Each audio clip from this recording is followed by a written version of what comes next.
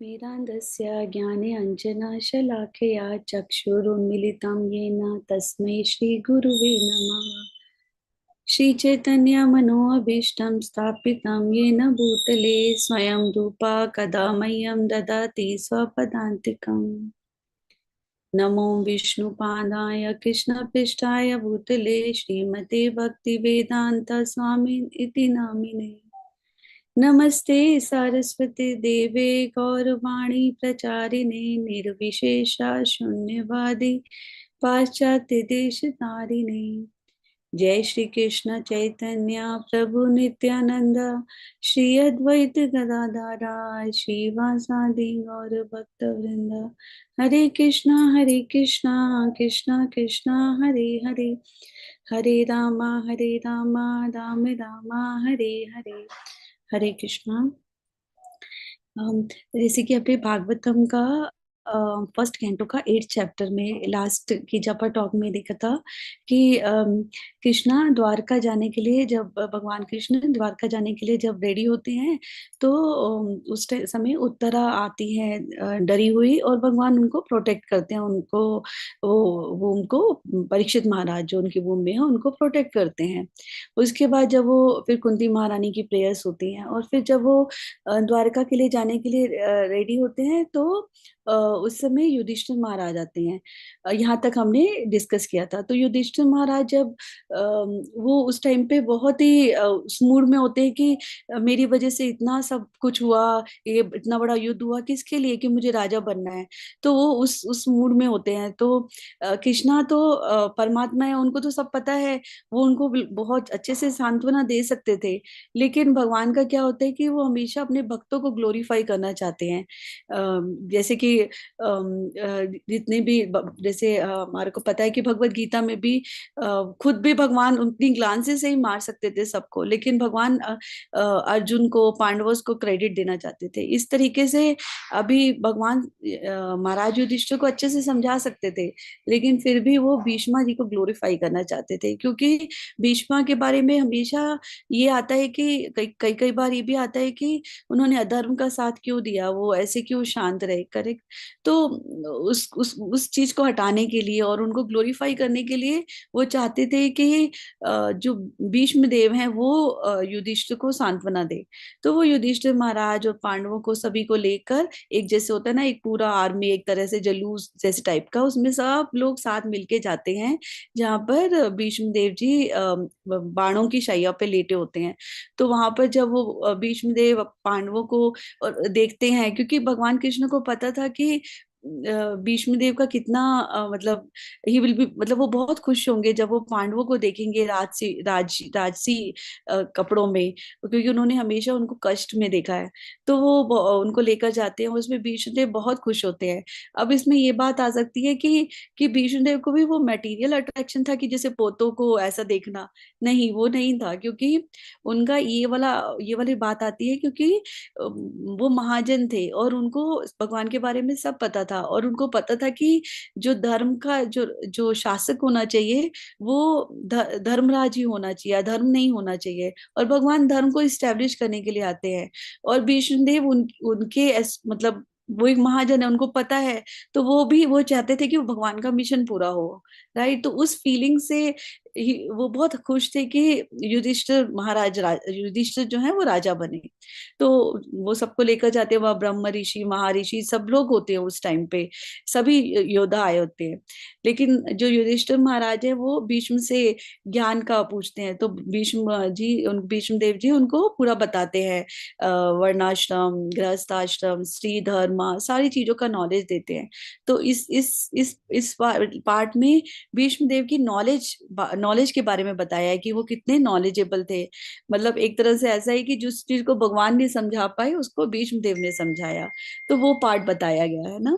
और उसके बाद जब भीष्मदेव जैसे उनको पूरा ज्ञान दिया युधिष्ठिर महाराज को, तो तब उत्तरायण आने लगा। मतलब वो एक तरह से ऑस्पिशियस टाइम है, और उनको तो इच्छा मृत्यु का वरदान था। तो वो एक ऑस्पिशियस टाइम था कि उनको बॉडी लीव करने का। लेकिन देखो वो मतलब वो एक महाजन है, डिवोटी है, लेकिन वो इतने हम्बल थे कि उनको ये भाव था कि नहीं, मैं तो भक्त नहीं हूँ, मुझे तो एक ऑस्पिशियस टाइम चाहिए कि जिसमें मैं अपनी सांसें छोड़ सकूं। जबकि उनके लिए ऐसा नहीं था, वो तो एक डिवोटी है, डिवोटी के लिए कभी भी ऑस्पिशियस टाइम ये सब मैटर नहीं करता। और उनके सामने तो भगवान कृष्ण खड़े थे। तो सब जब जब उन्होंने अपना भीष्म देव ने सब ज्ञान दिया युधिष्ठिर महाराज को, तो वो भगवान की तरफ कंसंट्रेट करने लगे।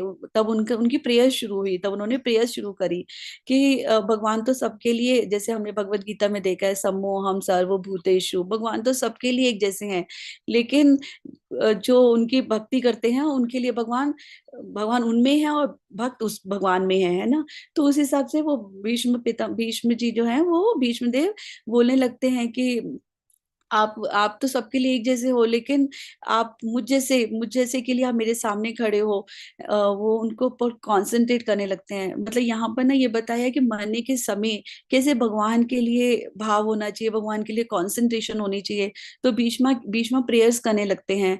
वो बोलते हैं कि आप तो भक्त प्रिय हो, आपने हमेशा भक्तों के लिए ही आपने इस मटेरियल संसार में आए, और उनके साथ ट्रांसेंडेंटल एंजॉयमेंट के लिए आप इस संसार में आए।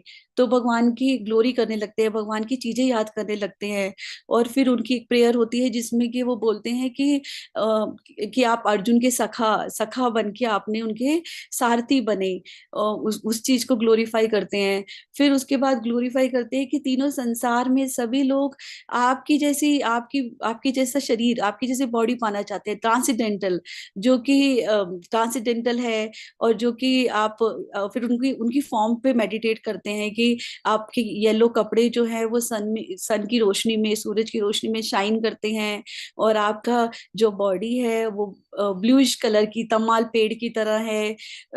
उसको याद करते हैं भीष्म देव जी। क्योंकि ना जब महाभारत का युद्ध हो रहा था, तो ठीक है वो अर्जुन के सारथी थे, लेकिन भीष्म देव के लिए तो बहुत ही ऑस्पिशियस था, क्योंकि वो एक तो सामने से देख रहे थे भगवान को। तो वो उसी उसी मोमेंट को कैप्चर कर रहे थे, वो सारी मोमेंट्स रिकलेक्ट कर रहे थे कि कैसे आप वृंदावन में तो धूल से ढके होते हो, यहाँ पर घोड़ों की धूल से आपका बॉडी ढका, बॉडी पे धूल थी और आप शाइन कर रहे हो, और आपका फेस पे स्वेट है। तो वो सारी सारी भगवान भगवान की उस, क्योंकि उनका क्या है, उनका वीर्य रस है ना। तो वो उस वीर्य रस के भाव में कैसे उन्होंने उनके साथ फाइट की, कैसे वो याद करते हैं कि आपने कैसे अपना भक्तों का प्रॉमिस पूरा करने के लिए, क्योंकि मैं चाहता था कि आप, या तो मैं अर्जुन को मारूंगा या फिर आपको फोर्स करूंगा कि आप अस्त्र शस्त्र उठाएं। तो इतना होने के बाद भगवान ने अपने भक्त का प्रॉमिस पूरा किया। तो वो सारी सारी चीजें याद करते हैं। तो भीष्म जी का जो एंड टाइम है, राइट, और उस एंड टाइम पे, और वो वीर्य रसा में जी चुके थे। तो वो सारी सारी चीजें रिकलेक्ट करते हैं और बोलते हैं कि मैं उस कृष्ण को मेडिटेट करता हूँ, उस कृष्ण को मेडिटेट करता हूँ जिसने भक्त का साथ दिया, जिसने भक्त के लिए अपना अपना वाव, अपना प्रॉमिस तोड़ दिया। तो और फिर बाद में बोलते हैं कि आप इतनी चीजों से भ्रमित कर देते हो, जैसे कि वृंदावन में रास लीला से आप अचानक से चले गए। तो वो और मतलब वो कृष्ण की सारी एक एक मोमेंट को याद करे हैं, और उस चीज को याद करे हैं जो उन्होंने उस रिसेंट में कुरुक्षेत्र के वॉर में उनके साथ बिताई थी। फिर जब उनका लास्ट में आ गया, तो वो बोलते हैं अब मैं आपके ऊपर अपना सारा, मतलब सारी चीजें, थिंकिंग, फीलिंग, वीलिंग जो भी है, सब कुछ मैं आपके ऊपर कंसंट्रेट करता हूँ। मेरा मन अब मैंने अपनी सारी सारी सारे कर्तव्य पूरे किए, सब कुछ किया। अब मैं अपना पूरा मन जो है आपके ऊपर कंसंट्रेट करके इन सांसों को छोड़ना चाहता हूँ। तो वो पूरा मेडिटेट करते हैं कृष्णा पे, और और उनकी मतलब वो बॉडी लीव करते हैं। और उस टाइम पे ऐसा शांत हो जाता है, जैसे शाम के टाइम पे सब पक्षी जो होते हैं, सब अपने अपने घर चले, सुबह आते हैं तो चहचहाहट होती है, और शाम को सब शांत हो जाता है। तो ऐसे शांति हो गई। और उसके बाद आकाश से फूल बरसने लगे, और सभी ने बिगुल वगैरह बजाने लगे। तो ये एक तरह से था कि मतलब एक तरह से हमारी एक लेसन भी है कि कैसे बॉडी लीव करनी चाहिए, कैसे कैसे भगवान पे मेडिटेट करना चाहिए। तो भीष्म देव की जो प्रेयर्स हैं वो सारी उनके वीर्य रस से के भाव से हैं। वो उस टाइम पे याद करते हैं कि कैसे उन्होंने भगवान के साथ जो अपना अपनी ट्रांसिडेंटल रसा को एक्सचेंज किया था, वो उसको याद करते करते अपने लास्ट ब्रेथ को लीव करते हैं। इससे हम कंक्लूड करते हैं आज का जब टॉक। ये हमारा भागवतम का फर्स्ट कैंटो का 9th चैप्टर कंप्लीट हुआ। Thank you.